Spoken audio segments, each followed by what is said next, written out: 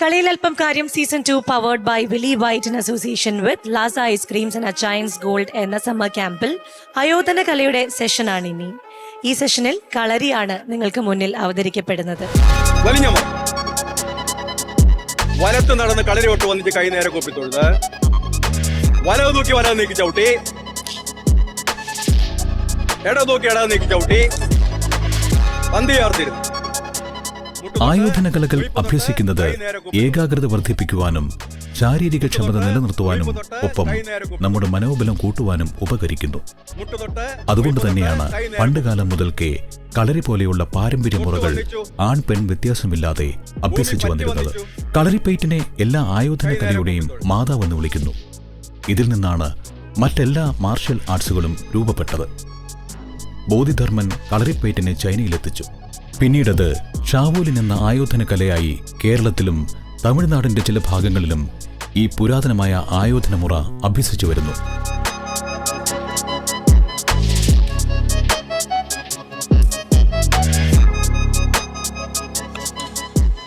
കൊല്ലത്ത് നിന്നുമുള്ള Malabar Vasudevan ഗുരുക്കളുടെ CVN കളരിയാണ് കളരിയുടെ session കൈകാര്യം ചെയ്യാനായി ഇന്നിവിടെ എത്തിയിരിക്കുന്നത്. പ്രശസ്ത യോഗാചാര്യനായ ശ്രീ മലബാർ P വാസുദേവൻ ഗുരുക്കൾ സ്ഥാപിച്ച MVG CVN കളരി ട്രഡീഷണൽ CVN കളരി ഗ്രൂപ്പിന്റെ ഒരു ശാഖയാണ്. MVG CVN കളരിയെ പ്രതിനിധീകരിച്ച് ഇന്നിവിടെ എത്തിയിരിക്കുന്നത് PV ശിവകുമാർ ഗുരുക്കളും അദ്ദേഹത്തിന്റെ സംഘവുമാണ്.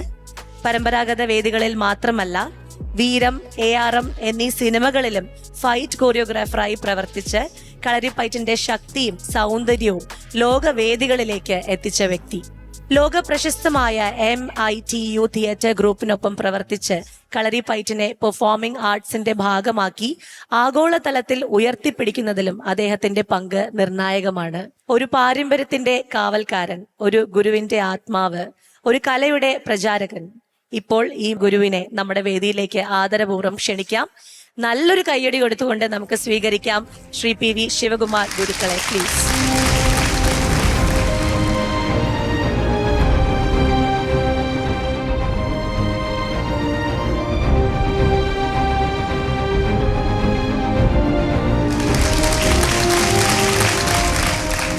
നിങ്ങൾക്ക് കളരിപ്പയറ്റിനെ പറ്റിയിട്ട്, കളരി ഏതെങ്കിലും സമ്പ്രദായത്തെ പറ്റിയിട്ടോ അല്ലെ കളരി ഏതെങ്കിലും അടുത്തുള്ള കളരിയുടെ പേരോ പറയാൻ അറിയാവുന്നവരുണ്ടോ?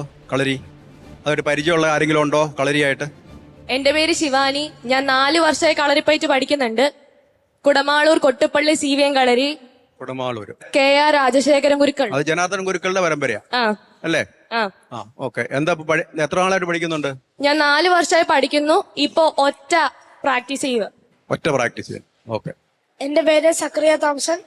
ഞാൻ ഒരു ഇടുക്കിയിലെ കൽത്തൊട്ടി എന്ന് പറഞ്ഞ അവിടെ പഠിക്കുന്ന ഒരു കളരി ജഗതിയാശന്റെ കീഴിൽ.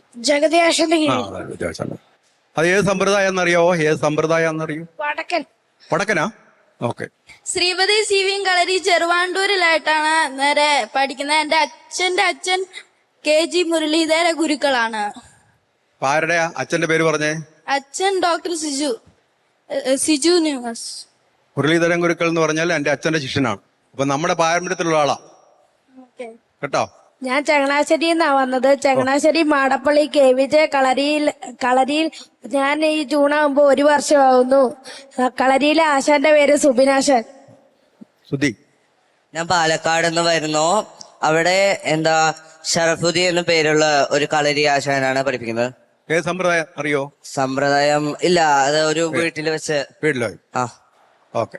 ഞാൻ തൊടുപുഴയാണെന്ന് വന്ന് മുദ്ര എന്നാണ് എന്റെ കളരി സ്കൂളിന്റെ പേര്. ആശാന്റെ പേര് സുരേജ്. കളരിപ്പയറ്റിൽ പൊതുവെ ഇപ്പം നമ്മൾ അറിയപ്പെടുന്നത് കൊണ്ട് ഒരു 3 ശൈലിയായിട്ട് അറിയപ്പെടുന്നുണ്ട് ഇല്ലേ?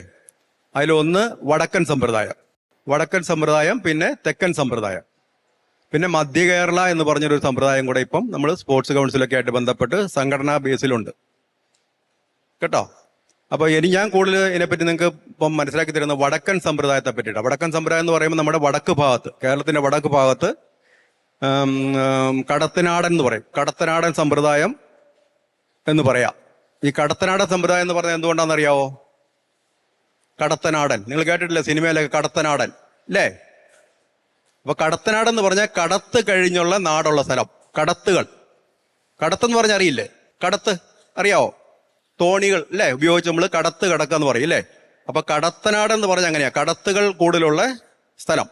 അപ്പൊ അവിടെ പരിശീലിച്ചുകൊണ്ടിരുന്ന, പ്രാക്ടീസ് ചെയ്തുകൊണ്ടിരുന്ന സമ്പ്രദായങ്ങളാണ്. അതിൽ പ്രധാനപ്പെട്ട സമ്പ്രദായം എന്ന് പറയുന്നത് അറപ്പിൽ കൈ സമ്പ്രദായം എന്ന് പറയും.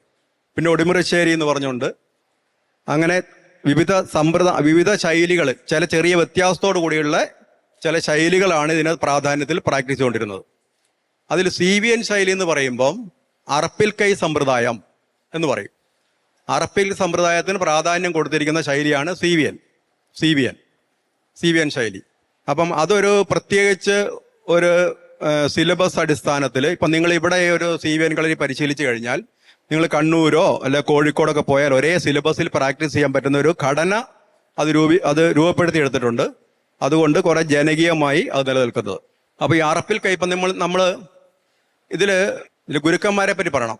അതായത് പല സമ്പ്രദായത്തിൽ ഇവിടെ നിലനിൽക്കാൻ തെക്കനായാലും വടക്കനായാലും അനേക ഗുരുനാഥന്മാർ വളരെ കഷ്ടപ്പെട്ട്, അതായത് ഈ ബ്രിട്ടീഷ് ഭരണകാലത്ത് അത് ശരിക്കും അടിച്ചമർത്തപ്പെടുക എന്ന് പറഞ്ഞാൽ ആ സമയത്ത് ഈ ഗുരുക്കന്മാരെ അന്ന് ഈ വെടിമരുന്നിൻ്റെ ഉപയോഗം വന്നതിന് സമയം ഇതിൻ്റെ ആയുധ കൈവശ അവകാശം അത് പ്രകാരം അത് നിരോധിച്ചു. 2-3 പ്രാവശ്യം നിരോധിച്ചിട്ടുണ്ട്. ആ സമയത്ത് ഒത്തിരി ഗുരുക്കന്മാരെ നാട് കടത്തപ്പെടുകയും അതുപോലെ കൊല്ലുകയും കൈമുറിച്ച് മാറ്റുക അങ്ങനെയുള്ള പല വിഷയത്തിൽ കൂടെ ബ്രിട്ടീഷ് കടന്നു പോയിട്ടുണ്ട്. കാരണം അവർക്കന്ന് വെല്ലുവിളിയായിരുന്നത് അന്നത്തെ ഈ യോദ്ധാക്കളാണ്. അപ്പം ആ സമയത്താണ് ഈ കോട്ടക്കൽ കണാരൻ ഗുരുക്കൾ എന്ന് പറഞ്ഞത്, അതായത് ഈ കളരിപ്പേരിനെ കൂടുതൽ അടിച്ചമർത്തുന്ന സമയത്ത് ആണ് ഈ കോട്ടക്കൽ കണാരൻ ഗുരുക്കൾ എന്ന് പറഞ്ഞ അദ്ദേഹം ശരിക്കും അദ്ദേഹത്തിൻ്റെ സ്ഥലം ആ കാലഘട്ടത്തിൽ അദ്ദേഹത്തിന് ഒരു ശരിക്കും കുറേ കൃഷി സ്ഥലങ്ങളുള്ള ഒരു കുടുംബമായിരുന്നു കോട്ടക്കൽ കണാരൻ ഗുരുക്കൾ. നിങ്ങൾ കോട്ടക്കൽ കണാരൻ ഗുരുക്കൾ എന്ന് കേൾക്കണം. ഇപ്പോൾ CVN ശൈലി പഠിക്കുന്നവർ അത് കേട്ടിട്ടുണ്ടാവും. അദ്ദേഹം ഈ 100-150 ഏക്കറോളം സ്ഥലം ആ സമയത്ത് വിറ്റിട്ട് ഒരു വടിയും ഭാണ്ഡവുമായി സഞ്ചരിച്ചു എന്നാണ് പറയുന്നത്. എന്നുവെച്ചാൽ എവിടെയെങ്കിലുമൊക്കെ താമസിക്കുക, ഗുരുക്കന്മാരെ കാണുക, പഠിക്കുക, പിന്നെ സഞ്ചരിക്കുക. അങ്ങനെ ഇവർക്ക് ദക്ഷിണ കൊടുത്തോട്ട് തന്നെ സഞ്ചരിച്ച് പഠിച്ച് പിന്നെ തലശ്ശേരിയിൽ ആദ്യമായിട്ടൊരു ക്ലാസ് ഇട്ടു. ആ ക്ലാസ് ഇടാനുള്ള സൗകര്യങ്ങൾ ചെയ്തു കൊടുത്ത ആളാണ് CV നാരായണൻ നായർ, അദ്ദേഹത്തിൻ്റെ തറവാട്. അതാണ് CVN കളരി എന്ന് പറയും. ചമ്പാടൻ വീട്ടിൽ നാരായണൻ എന്നാണ് അദ്ദേഹത്തിൻ്റെ പേര്. അദ്ദേഹം ഈ ഗുരു പരമ്പരയാണ് കളരിപ്പയറ്റ് അന്നത്തെ അവസ്ഥയിൽ നിന്ന് ഇന്നും ഒത്തിരി വിദ്യകൾ അതിനകത്ത് നഷ്ടപ്പെട്ടു പോയിട്ടുണ്ട്. പക്ഷെ നഷ്ടപ്പെടാതെ നിലനിർത്തി കഠിനാധ്വാനത്തോടെ കേരളത്തിലുടനീളം പ്രോഗ്രാമുകൾ നടത്തി കാൽനടയായിട്ട് ഒത്തിരി സഞ്ചരിച്ച് ഇന്നത്തെ അവസ്ഥയിലേക്ക് ഇപ്പം ഞങ്ങളൊക്കെ ഇത് പഠിപ്പിക്കാനുള്ള അവസ്ഥ ഉണ്ടാക്കി തന്നത് ഈ ഗുരുക്കന്മാരാണ്. അപ്പോൾ ഈ നമ്മുടെ അഭ്യാസം നമുക്ക് കൈമുതലായിട്ട് നിലനിർത്തി തന്ന ആ ഗുരു പാരമ്പര്യമാണ്. ആ ഗുരു പാരമ്പര്യം ആണ് CVN ശൈലി എന്ന് പറയുന്നത്. അതിൽ ഈ പത്രിയിൽ CV നാരായണൻ നായർ എന്ന് വെച്ചാൽ അദ്ദേഹത്തിൻ്റെ പ്രധാന ശിഷ്യനായ പത്രിയിൽ ഗോപാലൻ ഗുരുക്കളുടെ ശിഷ്യനായിരുന്നു മലബാർ P വാസവൻ ഗുരുക്കൾ എന്ന അച്ഛൻ. അത് ഇവിടെ ഈ കോട്ടയത്ത് കളരി ആ സമയത്ത് തുടങ്ങുന്നത് 1951-കളിലാണ്. 51-കളിൽ അത് കഴിഞ്ഞാണ് ഇവിടെയൊക്കെ കൂടുതൽ പരിശീലന കാലങ്ങൾ വരുന്നത് കേട്ടോ. അപ്പോൾ ഈ കളരിപ്പയറ്റ് എന്ന് പറയുന്നത് ശരിക്കും പറഞ്ഞാൽ അത് എന്തിനുള്ളതാണെന്നുള്ളതാണ് നിങ്ങൾക്കൊരു തോന്നലുള്ളത്. കളരിപ്പയറ്റ് എന്തിനാണ് അത് അഭ്യസിക്കുന്നത്? ഇന്നത്തെ കാലത്ത് നമ്മളെ ഒരാൾ ഉപദ്രവിക്കാൻ വരുമോ, നമ്മളെ മോശമായിട്ട് എന്തെങ്കിലും ഉപദ്രവിക്കുകയോ ചെയ്യുമ്പോൾ അതിനെ ഡിഫെൻസ് ചെയ്യാൻ വേണ്ടിയാണ് കളരി പഠിക്കുകയും പിന്നെ നമ്മുടെ ദേഹവും ശരീരവും എല്ലാം വഴങ്ങാൻ വേണ്ടിയുമാണ് കളരി പഠിക്കുന്നത്. ആർക്കെങ്കിലും അതിനേക്കാൾ കൂടുതലായിട്ട് പറയാനുണ്ടോ? കളരി പഠിക്കുന്നത് നമുക്ക് സെൽഫ് സേഫ്റ്റിക്കും മനസ്സ് ശാന്തിയാകാൻ സഹായിക്കും, ദേഹം വളരും, വണ്ണം കുറയും, എല്ലാം സഹായിക്കും. അതെ, നമ്മുടെ ശരീരത്തിനെ നല്ല ബലത്തോടെ നിർത്താനും നമുക്ക് നമ്മുടെ മെന്റൽ സ്ട്രെങ്ത് കൂട്ടാനും കളരി സഹായിക്കും. അതെ, ഈ പറഞ്ഞതെല്ലാം കളരിപ്പയറ്റിനെ സംബന്ധിച്ച് അർത്ഥവത്താണ്. ഇത് അയോധന കല എന്ന രീതിയിൽ യുദ്ധസമ്പ്രദായമാണ്. അപ്പോൾ സെൽഫ് ഡിഫൻസ് എന്നുള്ളത് അതിൻ്റെ പ്രധാന വിഷയം തന്നെയാണ്. പക്ഷേ കളരിപ്പയറ്റ് എന്ന് പറയുന്നത് അതിലൊക്കെ മേലെയാണ്. അങ്ങനെ ഒരു അർത്ഥം അതിനകത്ത് നമുക്ക് ഗുണകരമായ ശാരീരിക അവസ്ഥ ഉണ്ടാക്കിയെടുക്കാം, സെൽഫ് ഡിഫൻസ് എന്നുള്ളൊരു അവസ്ഥ ഉണ്ടാക്കിയെടുക്കാം. ഇതെല്ലാം ഉണ്ടാക്കിയെടുക്കാം. പക്ഷേ എന്താ അതിന് പ്രധാനം എന്ന് പറഞ്ഞാൽ, ഇപ്പോൾ ഒരു സെൽഫ് ഡിഫൻസ് എന്നുള്ള രീതിയിൽ പ്രാക്ടീസ് ചെയ്യുകയാണെങ്കിൽ നമുക്ക് കുഴപ്പമില്ലാത്ത രീതിയിൽ അങ്ങനെയുള്ള കാര്യങ്ങൾ നമുക്ക് ചെയ്തു പോകാൻ ഒരു വർഷമോ 2 വർഷമോ ഒക്കെ മതിയാവും. കളരിപ്പയറ്റിൻ്റെ പരിശീലനം ഒരു ഗുരുസ്ഥാനത്തേക്കൊക്കെ കൊടുക്കുന്ന കാലയളവ് 10-12 വർഷത്തോളമാണ്. അപ്പോൾ ഒരു സെൽഫ് ഡിഫൻസ് ഒരു ആയോധന കല എന്നുള്ള രീതിയിൽ ആ ഒരർത്ഥത്തിൽ അത് എടുത്താൽ ഇത്രയും കാലഘട്ടം പരിശീലിക്കേണ്ട ആവശ്യമില്ല. മനസ്സിലായോ? ഈ കളരി എന്നുള്ള വാക്ക് യഥാർത്ഥത്തിൽ വന്നിരിക്കുന്ന ഖലൂരിക എന്ന് പറഞ്ഞൊരു സംസ്കൃത പദത്തിൽ നിന്നാണ്. ഖലൂരിക കേട്ടോ. അപ്പൊ ഈ ഖലൂരിക സംസ്കൃത പദത്തിന് അതിന്റെ അർത്ഥം എന്ന് പറഞ്ഞാൽ, കളരി എന്ന് പറഞ്ഞാൽ ശത്രു നിഗ്രഹണം പഠിപ്പിക്കുന്ന സ്ഥലം എന്നാണ് അതിന്റെ ആന്തരികാർത്ഥമല്ല, അതിന്റെ ഭൗതികാർത്ഥം. ശത്രു നിഗ്രഹണം പഠിപ്പിക്കുന്ന സ്ഥലം, നിഗ്രഹം കേട്ടോ. അപ്പം അതിന്റെ ആന്തരികാർത്ഥം എന്ന് വെച്ച് കഴിഞ്ഞാൽ കളകളെ നിഗ്രഹിക്കാൻ പഠിപ്പിക്കുന്ന സ്ഥലം. കളകൾ എന്ന് പറഞ്ഞാൽ അറിയാവോ? കളകൾ കേട്ടിട്ടുണ്ടോ? കള കേട്ടിട്ടുണ്ടോ ആരെങ്കിലും? കളകൾ ഉറക്കപ്പറ. ഉണ്ട്. അത് എന്തുമായിട്ട് ബന്ധപ്പെട്ടതാ? കൃഷിയായിട്ട് ബന്ധപ്പെട്ടത്. കൃഷി ചെയ്യുമ്പോൾ നമുക്ക് ആവശ്യമില്ലാതെ വളർന്നു വരുന്ന സാധനമാണ് എന്ത്? കളകൾ. അപ്പം നമ്മൾ കളരിയിൽ പ്രാക്ടീസ് ചെയ്യുമ്പോൾ കളകളെ നിഗ്രഹിക്കണമെങ്കിൽ എവിടുന്ന് കളകളെ നിഗ്രഹിക്കണം? എവിടുന്നാ കളകളെ നിഗ്രഹിക്കേണ്ടി വരിക? നമ്മൾ പ്രാക്ടീസ് ചെയ്യുമ്പോൾ ശരീരത്തിൽ നിന്നും മനസ്സിൽ നിന്നും കളകളെ നിഗ്രഹിക്കണം, അല്ലേ? അപ്പൊ അങ്ങനെ ശരീരത്തിൽ നിന്നും മനസ്സിൽ നിന്നും കളകളെ നിഗ്രഹിക്കാൻ പഠിപ്പിക്കുന്ന സ്ഥലമാണ് കളരി. മനസ്സിലായോ? അതാണ് കളരിക്കകത്ത് എപ്പോഴും ഒരു ക്ഷേത്ര സങ്കല്പം വരുന്നത്. ക്ഷേത്ര സങ്കല്പം വരുന്നത് അത് എന്തുമായിട്ട് ബന്ധപ്പെട്ടതാ? ക്ഷേത്ര സങ്കല്പം എന്തുമായിട്ടാ? ക്ഷേത്ര സങ്കല്പം എന്ന് പറഞ്ഞാൽ എന്തുമായിട്ട് ബന്ധപ്പെട്ടതാ? അൾട്ടിമേറ്റ് ആയിട്ടുള്ള എനർജി, അല്ലേ? ഭഗവാൻ നമ്മൾ പല പേരിൽ പറയുന്ന അത്. അപ്പൊ അതെന്താ? ഒരു പൂർണ്ണതയിലേക്കുള്ള സഞ്ചാരത്തിനാണ് അതിന് പ്രാധാന്യം കൊടുക്കുന്നത്. മനസ്സിലാവുന്നുണ്ടോ? അപ്പൊ കളരിയിൽ നമ്മൾ ആ ക്ഷേത്ര സങ്കല്പം കൊണ്ടുവരുന്നത് എന്തിനാന്ന് വെച്ച് കഴിഞ്ഞാൽ അതിൽ നിന്ന് ഉയരണം. നമ്മൾ പ്രാക്ടീസ് ചെയ്യാൻ ചെല്ലുന്നോ അവിടെ നിന്ന് നമുക്ക് ഫിസിക്കലി മെന്റലി നമ്മൾ ഉയർച്ച ഉണ്ടാകണം. അപ്പം മാത്രമേ ആയോധന കലയാവുള്ളൂ. ആയോധന കല എന്ന് പറഞ്ഞാൽ ജീവിതായോധനം എന്ന് പറഞ്ഞതാ. ഇപ്പം നമ്മൾ തമ്മിൽ ഒരു ഏറ്റുമുട്ടൽ ഒരാളുമായിട്ട് ഉണ്ടാവുന്നു. ഇപ്പം എന്നെ സംബന്ധിച്ച് ജീവിതത്തിൽ ഇന്ന് വരെ അങ്ങനെ ഗൗരവമായി ഏറ്റുമുട്ടൽ ചെയ്യേണ്ട ആവശ്യം ഉണ്ടായിട്ടില്ല. ഞാൻ 6ാമത്തെ വയസ്സ് തൊട്ട് പഠനം തുടങ്ങിയതാ. മനസ്സിലായോ? ഇപ്പം എത്ര വയസ്സായി നിൽക്കുന്നു? 60 വയസ്സ് അടുത്തായി. ഇതുവരെ ഞാൻ അങ്ങനെ ഒരു എന്താ പറയുന്നത്, ആരെങ്കിലും ഒന്ന് ഏറ്റുമുട്ടാൻ വരും എന്ന് വിചാരിച്ചിട്ട് പഠിച്ചിരുന്നെങ്കിൽ ഇത് നഷ്ടമായി പോകത്തില്ലായിരുന്നോ? ആകത്തില്ലേ? പറ നിങ്ങൾ. ആകും അല്ലേ? ഇത്രയും കൊല്ലം പഠിച്ചു ഒരു ഏറ്റുമുട്ടൽ മാത്രം മനസ്സിൽ കണ്ടുകൊണ്ട് പോയിരിക്കഴിഞ്ഞാൽ അത് ഒരു നഷ്ടമാണ് ആ പഠനം. പക്ഷേ എന്നെ സംബന്ധിച്ച് ഈ പരിശീലനം ചെയ്യുന്നതനുസരിച്ച് എന്നിലെ സ്വഭാവ ദൂഷ്യങ്ങൾ ഒത്തിരി മാറി. ഒത്തിരി ക്ഷമ കിട്ടി, സമാധാനം കിട്ടി. ഫിസിക്കലി ഇപ്പോഴും ഒരു കുട്ടികൾ പ്രാക്ടീസ് ചെയ്യുന്ന പോലെ ചെയ്യാൻ പറ്റും. ഇപ്പോഴും കളരിയിൽ വന്ന് ചേരുന്ന കുട്ടികളോ അല്ല നമ്മുടെ ജൂനിയേഴ്സ് ആയിട്ടുള്ള കുട്ടികൾ പ്രാക്ടീസ് ചെയ്യുന്ന പോലെ ശരീരം കൊണ്ട് പ്രാക്ടീസ് ചെയ്യാൻ പറ്റും. ഈ അവസ്ഥയിൽ ഞാൻ നിലനിൽക്കുന്നത് കളരിപ്പയറ്റ് കൊണ്ടാണ്. അപ്പൊ അതിന്റെ ഗുണം ഒരു സെൽഫ് ഡിഫൻസ് എന്നുള്ള ഒരാശയം മാത്രമല്ല. ആണോ? സെൽഫ് ഡിഫൻസ് എന്ന് പറയുന്നത് അതിന്റെ ചെറിയ ഒരു ഭാഗം മാത്രമാണ്. മനസ്സിലാവുന്നുണ്ടോ? അപ്പൊ സെൽഫ് ഡിഫൻസ് എന്നുള്ള രീതിയിൽ മാത്രം ഒരിക്കലും അതിനെ എടുത്ത് കാണരുത്. കണ്ടാൽ എന്തോ കുഴപ്പമെന്ന് വെച്ചാൽ നമ്മളെ മുന്നിൽ വന്ന് നിൽക്കുന്നവരെല്ലാം ശത്രുക്കളായി മാറും. നമ്മളെ ഒരാൾ നോക്കിക്കഴിഞ്ഞാൽ നമ്മൾ ആ നോട്ടത്തിന് വരെ അർത്ഥങ്ങൾ കൊടുക്കും. മനസ്സിലായോ? തൊട്ട് മുന്നിൽ നിൽക്കുന്ന നമ്മളെക്കാളും കുറച്ചുകൂടി ശരീരശേഷിയുള്ള ഒരാളാണ്, മസിലുള്ള ഒരാളാണെങ്കിൽ നമ്മൾക്ക് ചിന്ത കടന്നു പോകുന്നത് ഈ ഒരു ആയോധന ചിന്തയിലായി പോകും. അപ്പം നമ്മൾ യുദ്ധകല എന്നുള്ള രീതിയിൽ അത് പൂർണ്ണമായിട്ടും അതിനകത്ത് ഈ സമ്പ്രദായങ്ങളൊക്കെ ഉണ്ടെങ്കിലും നമ്മൾ കളരിപ്പയറ്റ് എന്ന് പറയുന്നത് ആയോധനം, ജീവിതായോധനത്തിൽ പിടിച്ചു നിൽക്കണം. മനസ്സിലായോ? ജീവിതായോധനം എന്ന് പറഞ്ഞാൽ മനസ്സിലായോ? ആർക്കെങ്കിലും അറിയാവോ ജീവിതായോധനം? അറിയില്ലേ? അറിയോ?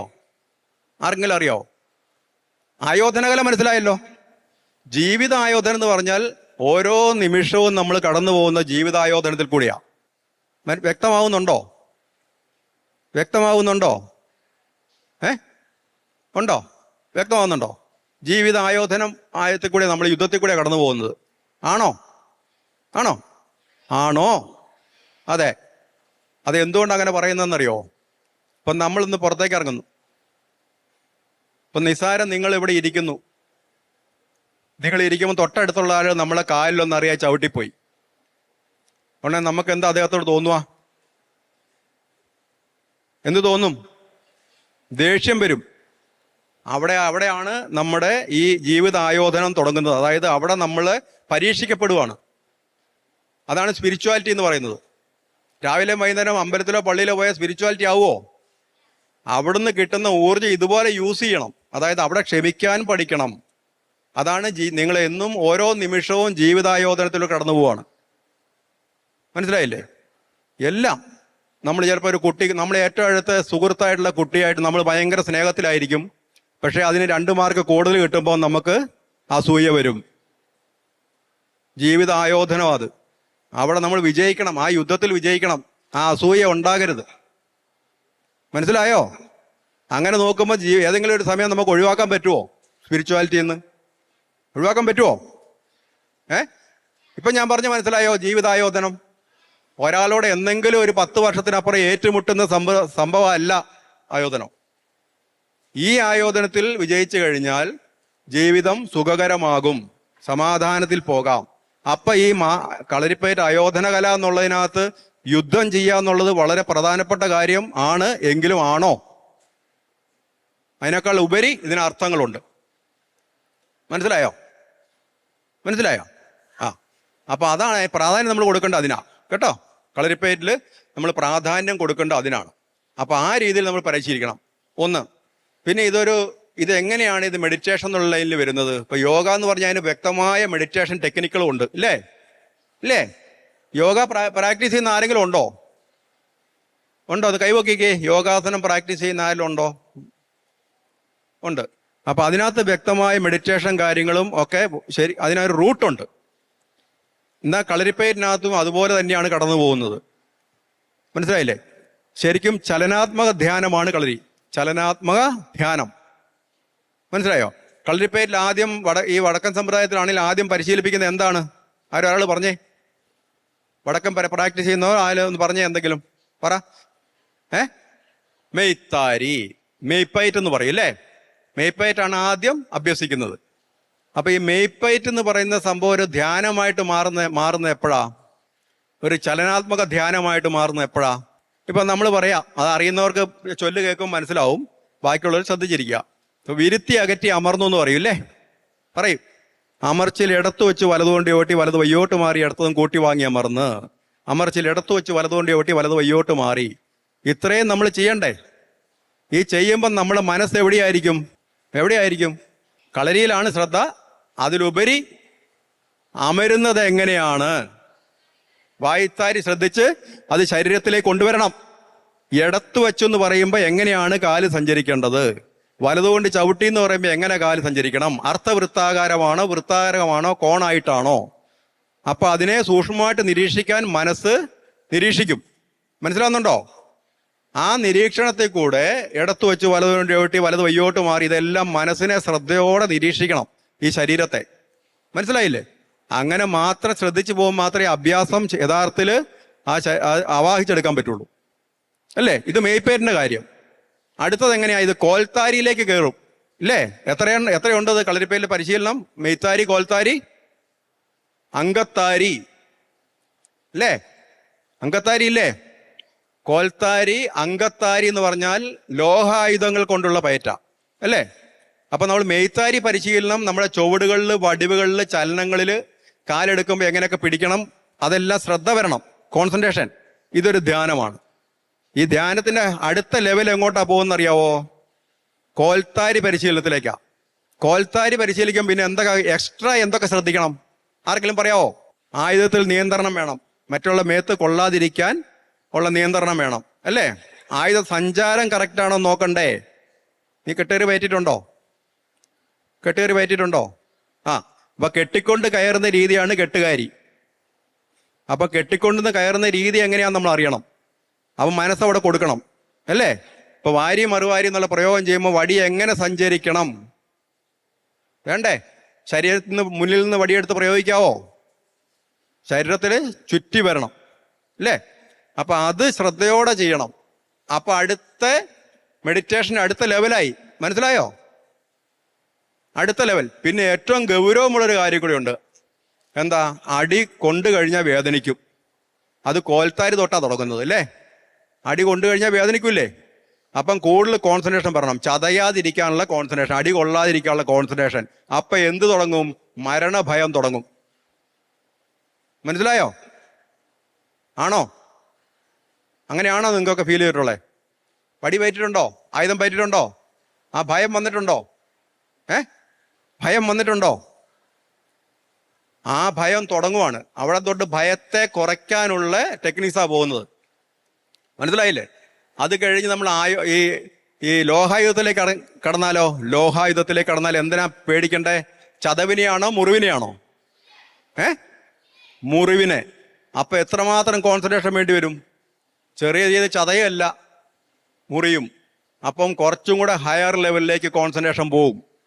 കളരിപ്പയറ്റിന്റെ മെഡിറ്റേഷൻ എന്ന് പറഞ്ഞാൽ ഇങ്ങനെ കടന്നു പോവാണ്. ഇങ്ങനെ കടന്നു പോകുമ്പോൾ സ്വാഭാവികമായിട്ടും ആ വ്യക്തി പരിശീലനത്തിൽ കൂടെ അടക്കത്തിലേക്ക് വരും, അടങ്ങും. മനസ്സിലാവുന്നുണ്ടോ?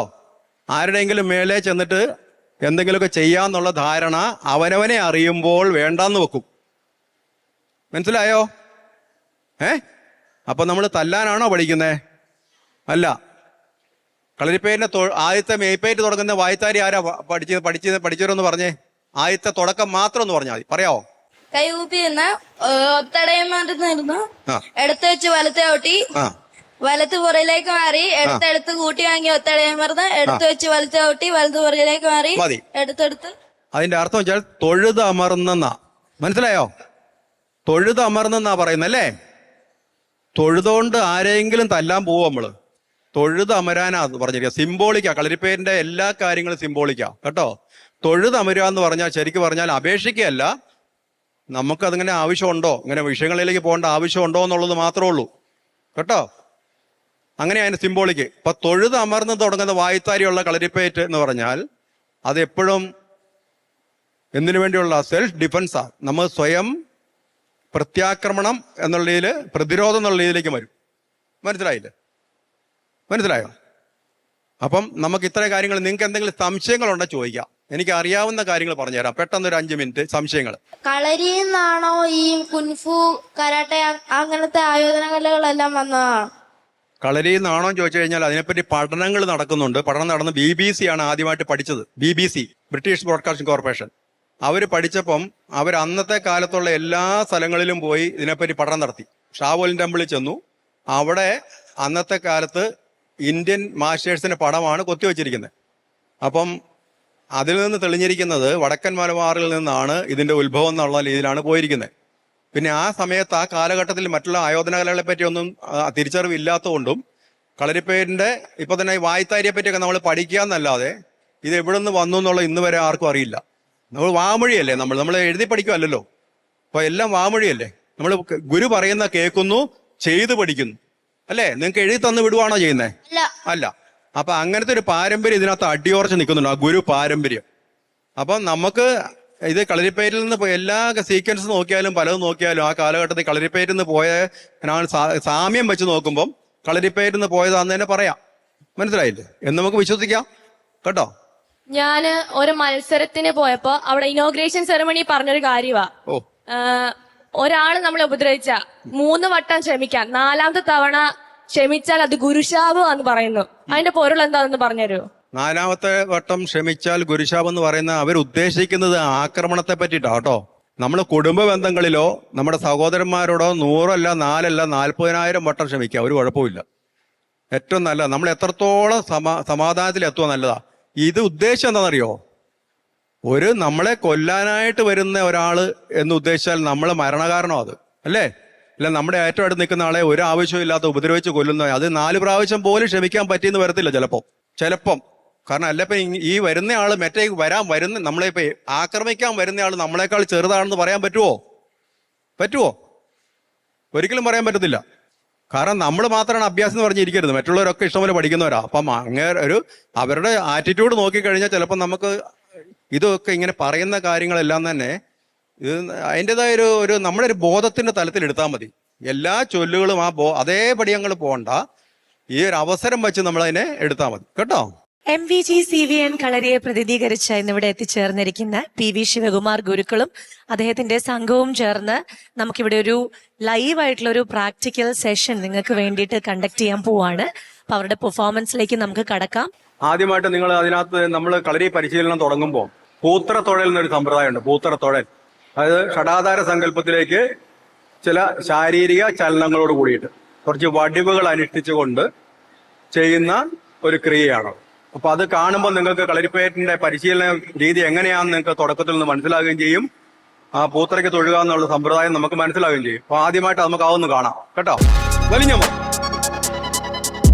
വലത്ത് നടന്ന് കളരി ഒട്ട് വന്നിട്ട് കൈ നേരെ കൂപ്പി തൊഴുത് വലവ് തൂക്കി വലവ് നീക്കി ചവിട്ടി,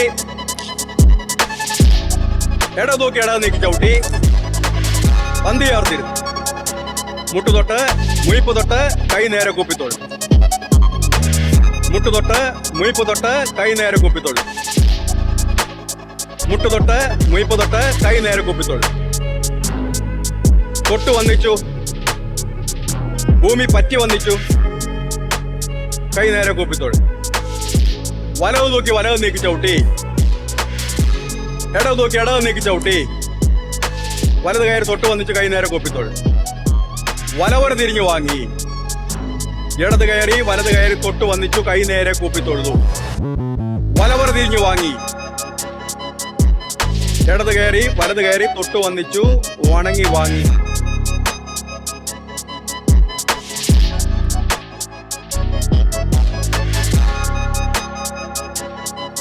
തൊഴുതു.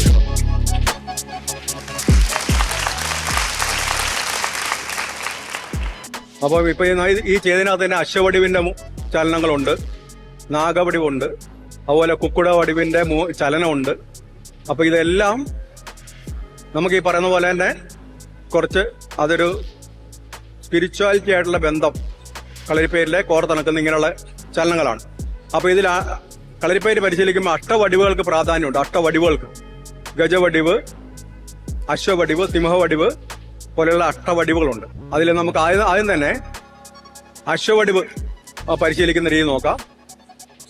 അപ്പൊ അത് നമ്മളിവിടെ ചെയ്ത് കാണിക്കും. അത് കഴിഞ്ഞ് നമുക്ക് എല്ലാവർക്കും ഇവിടെ വന്ന് പ്രാക്ടീസ് ചെയ്യുകയും ചെയ്യാം കേട്ടോ. അത് നിങ്ങൾ ശ്രദ്ധിച്ചിരിക്കണം. ചെയ്യുന്നത് വൃത്തിയായിട്ട് എങ്ങനെയൊക്കെയാണ് ചെയ്യുന്നത് മനസ്സിലാക്കുക. കുറെ എക്സ്പീരിയൻസ് ഉള്ളവരുണ്ട്, അവര് പ്രധാനമായിട്ടും ചെയ്യുമ്പം ആദ്യമായിട്ട് വന്നിക്കുക കേട്ടോ. കയറി വലിഞ്ഞമർന്ന്, കയറി വലിഞ്ഞമർന്ന്, കയറി വലിഞ്ഞമർന്ന്, കയറി വലിഞ്ഞമർന്ന്, നിവർന്ന്, കൈതാക്കി മാറി.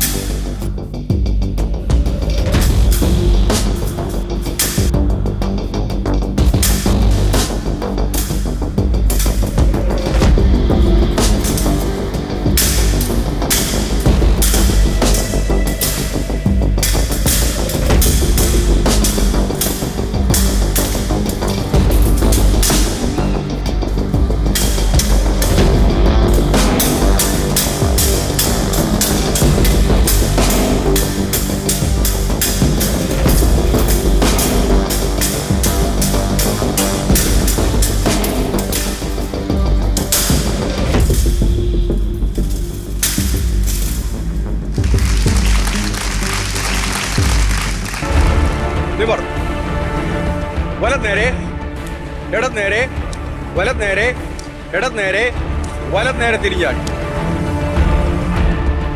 കൈവെട്ടി നിവർ മാറി, വലിഞ്ഞമർ നിവർ, വലത് നേരെ തിരിച്ച്, ഇടത് നേരെ തിരിച്ച്, വലത് നേരെ മലർന്ന് തിരിഞ്ഞ് വലിഞ്ഞമർ, അച്ചോട് വയ്യോട്ട് മാറി, കൈവെട്ടി നിവർ,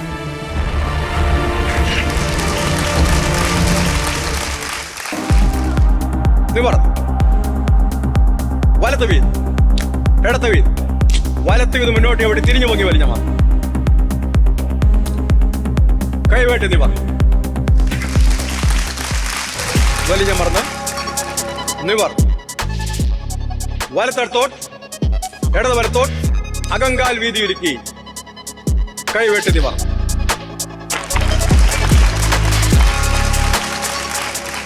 വലിഞ്ഞ മറന്ന് നിവർ, വലത്ത് നേരെ എടുത്തിരുത്തി, നിവർന്ന് ഇടത്ത് നേരെ എടുത്തിരുത്തി, നിവർന്ന് വലത്ത് നേരെ എടുത്തിരുത്തി, മലർന്നിരുത്തി,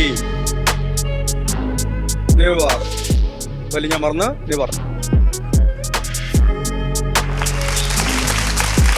വലിഞ്ഞ മറന്ന് നിവർ, വലത്ത് നേരെ സൂചിക്കിരുത്തി, നിവർന്ന് ഇടത്ത് നേരെ സൂചിക്കിരുത്തി, മലർന്ന് സൂചിക്കിരുത്തി, വലിഞ്ഞ മറന്നു നിവർ, വലിഞ്ഞ മറന്ന നിവർ, വലത്ത് വീതി വീതിക്കിരുത്തി, നിവർ, ഇടത്ത് വീതി വീതിക്കിരുത്തി, നിവർ, വലത്ത് വീതി മുന്നോട്ട് എവിടെ തിരിഞ്ഞു വാങ്ങി വീതിക്കും.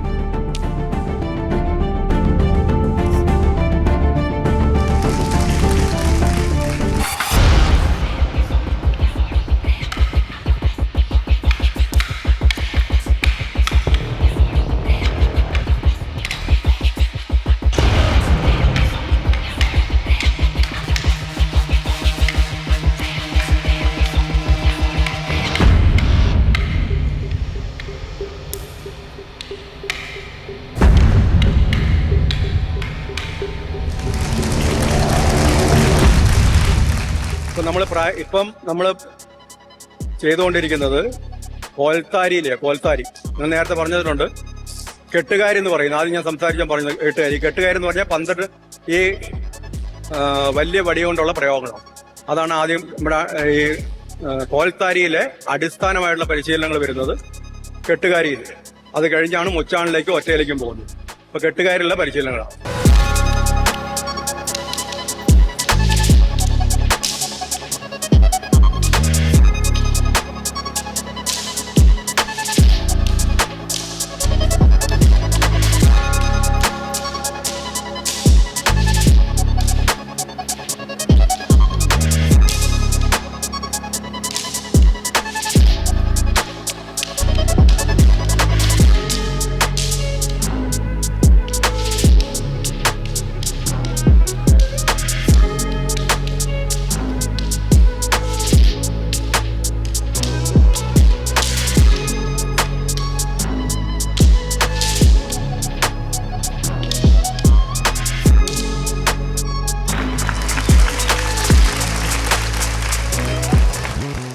അടുത്തതായിട്ട് കെട്ടുകയറി വീശുന്ന സമ്പ്രദായത്തിന്റെ വടി വീശൽ എന്ന് പറയും. വീശൽ സമ്പ്രദായത്തിന്റെ കുറച്ച് കാര്യങ്ങൾ നമുക്ക് കാണാം. കെട്ടുകയറി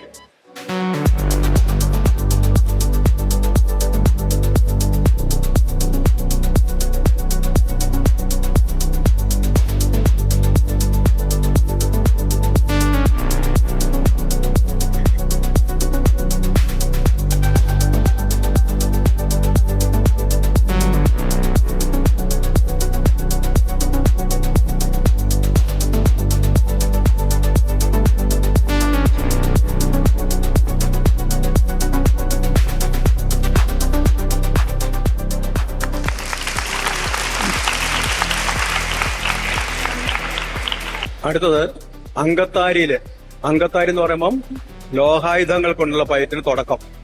കോൽത്താരിയിൽ നിന്ന് അങ്കത്താരിലേക്ക് പോകുമ്പോൾ ആദ്യമായിട്ട് മറക്കടാരയാണ്. ഈ മറക്കടാരയുടെ പ്രത്യേകത വെച്ചാൽ പണ്ട് കാലങ്ങളിൽ ചാവേർ പടയാളികൾ ആയുധം നഷ്ടപ്പെട്ടു കഴിഞ്ഞാൽ കയ്യിൽ ലോക്ക് ചെയ്ത് പിടിപ്പിച്ച് ഇതിൽ ഡിഫൻസീവായ മൂവ്മെന്റ്സും ഒക്കെ കൊടുത്തുകൊണ്ട് കയറുന്ന ഒരു സമ്പ്രദായമാണ് ഇതിനകത്തുള്ളത്. അപ്പൊ ഇതിനകത്ത് സെൽഫ് ഡിഫൻസ് ഉണ്ട്, ആയുധം തമ്മിലുള്ള പ്രയോഗങ്ങളുണ്ട്, അതിന്റെ തടവുകളുണ്ട്. അപ്പം അങ്കത്താരിൽ ആദ്യത്തെ ഇനമായിട്ടുള്ള കഠാര.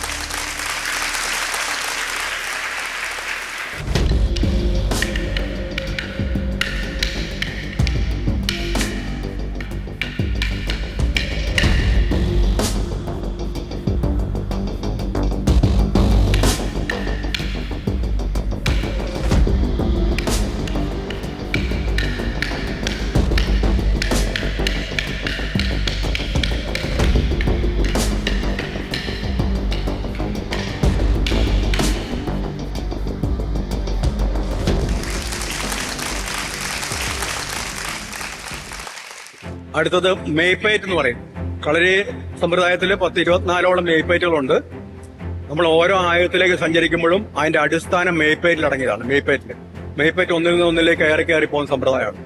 അപ്പൊ ആദ്യത്തെ ഒരു മേയ്പ്പേറ്റ്, രണ്ടാമത്തെ മേയ്പ്പേറ്റ്, വീതുകാൽ മേയ്പ്പേറ്റ്, കളിപ്പേറ്റ് അറിയുന്നവർക്കറിയാം. വീതുകാൽ മേയ്പ്പേറ്റ് വിരുത്തി അകറ്റി തൊഴുതമർന്നു. അമർച്ചിൽ ഇടത്ത് വെച്ച് വലതുകൊണ്ട് ചവിട്ടി വലത് വയ്യോട്ട് മാറി ഇടത്തതും കൂട്ടി വാങ്ങിയാൽ മറന്നു. ഇടത്ത് വെച്ച് വലതുകൊണ്ട് ചവിട്ടി വലത് വയ്യോട്ട് മാറി ഇടത്തേതെടുത്ത് ചാടിക്കെട്ടി ചവിട്ടി വലിഞ്ഞമർന്നു. ഇവർ വയ്യോട്ട് മാറി വലത് വീത് ഇടത് വീത് വലത് വീത് മുന്നോട്ട് ചവിട്ടി തിരിഞ്ഞു പോങ്ങി വലിഞ്ഞമർന്നു. കൈവെട്ടി നിവർന്ന് കൈ മാറത്ത് വെച്ച് ഇടത്തെടുത്ത് ചാടിക്കെട്ടി ചവിട്ടി വലിഞ്ഞമർന്നു. നിവർന്ന് വലത്തെടത്തോട്ട് പൊൻകാൽ ഇടത്ത് വലത്തോട്ട് അകങ്കാൽ വീതിയുരുക്കി വലിഞ്ഞമർന്നു. നിവർന്ന് കൈമാറത്ത് വെച്ച് ഇടത്തെടുത്ത് ചാടിക്കെട്ടി ചവിട്ടി വലിഞ്ഞമർന്നു.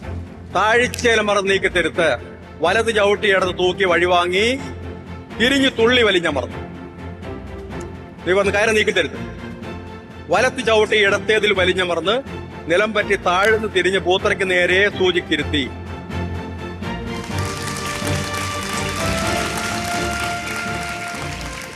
അടുത്തത് മെയ്സാധകം. അതായത് കളരിപ്പേറ്റില് മെയ്പ്പേറ്റിന്റെ കൂടെ തന്നെ ശരീര സ്വാധീനത്തിന് ഉപയോഗിക്കുമാറ്. അതായത് നമ്മൾ മെയ്പ്പേറ്റിൽ തന്നെ ആയുധങ്ങളിലേക്കൊക്കെ നമ്മൾ പ്രാക്ടീസിന്റെ രീതി കയറുമ്പോൾ ശരീര സ്വാധീനം കൂടുതൽ ഉപയോഗിച്ചിട്ടുള്ള മെയ്സാധകം.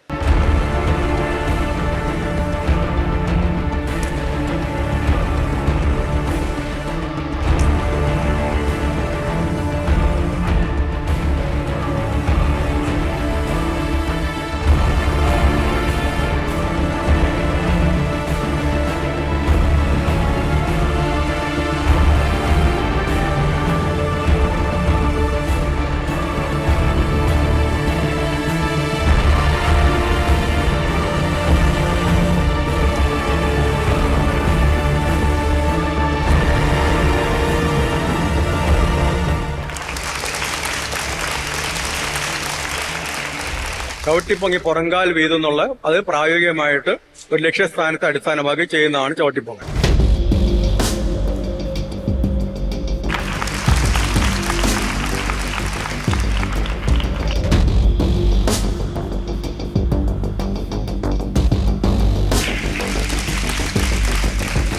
ഇനി നമ്മൾ ഉറുമി ഫൈറ്റാണ്. ഉറുമി എന്ന് പറയുന്നത് നമ്മൾ അങ്കത്താരിയിലെ ഏറ്റവും പ്രധാനപ്പെട്ട ആയുധങ്ങളിലൊന്നാണ് ഉറുമി. അതിന്റെ പ്രത്യേകത വെച്ചാൽ ഒന്നിൽ കൂടുതലുള്ള ഒരു വ്യൂഹക്രമത്തിന് നേരെയൊക്കെ ഒറ്റ തിരിഞ്ഞ് അങ്ങോട്ടും കൊണ്ട് പയറ്റുന്നതിനേക്കാൾ ഉപരിയായിട്ട് വ്യൂഹക്രമങ്ങളിലേക്കൊക്കെ ഉപയോഗിക്കത്തക്ക രീതിയിലാണ് ഉറുമി.